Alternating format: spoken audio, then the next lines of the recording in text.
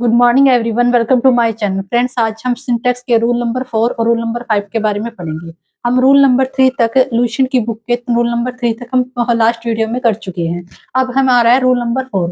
Rule number 4 में क्या है? नीड नोट और डेयर नोट का यूज।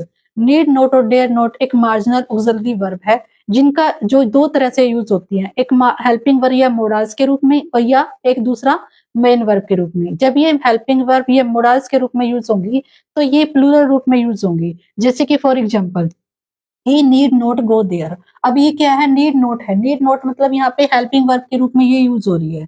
तो ये क्या है? ये सिंगुलर की बजाय प्लूरल रूप में यूज होगी। इसके साथ में कोई भी एस या एस नहीं लगेगा। तो ये है यहाँ पे मेन वर्ब और ये है इसकी हेल्पिंग वर्ब। तो दो रूपों में इसका यूज होगा। जब ये हेल्पिंग वर्ब के रूप में यूज होगी तो ये प्लूरल रूप में यूज होगी। इसके साथ में कोई भी एस या एस नहीं लगेगा। अब सेकंड एग्जांपल देखते हैं, जैसे कि ही नीड्स ए बुक।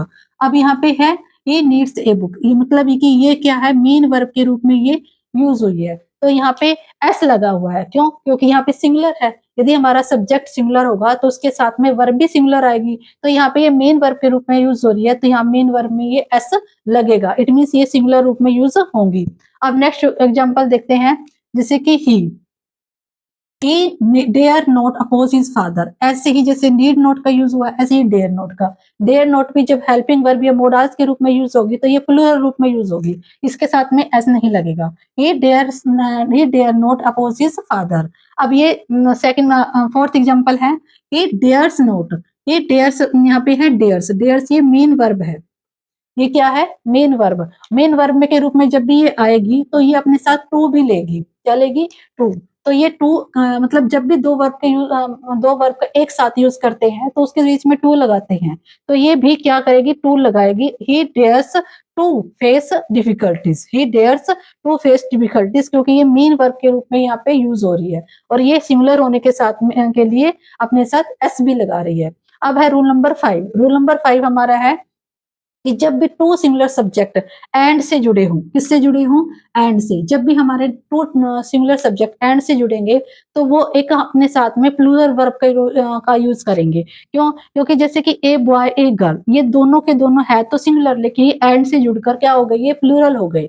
तो ए बॉय और a girl love each other. अब ये है हमारा, ये तो इतना तो हो गया हमारा सब्जेक्ट।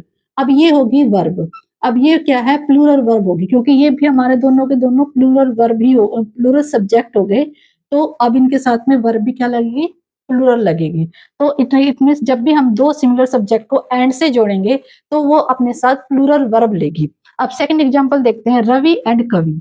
रवि एंड कवि भी दो सिमिलर सब्जेक्ट हैं, दो सिमिलर सब्जेक्ट हैं, लेकिन ये काम किस में करेंगे? ये प्लूरल सब्जेक्ट के रूप में काम करेंगे, क्योंकि ये एंड से जुड़े हैं। रवि एंड कवि have done well in the examination. तो हैव क्या है? हैव एक प्लूरल वर्ब है।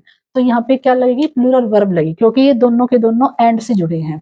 तो जब दो सिमिलर सब्जेक्ट एंड से जुड़ेंगे तो ये अपने साथ भी वर्ब प्लूरल लेंगे। तो ये हमारे दो आज रूल कवर हो गए। एक तो नीड नोट के यूज, नीड नोट और डेयर नोट के यूज, और दूसरा टू सिमिलर सब्जेक्ट जब एंड से जुड़ेंगे। तो ये हमारा आज का टॉपिक। Thank you.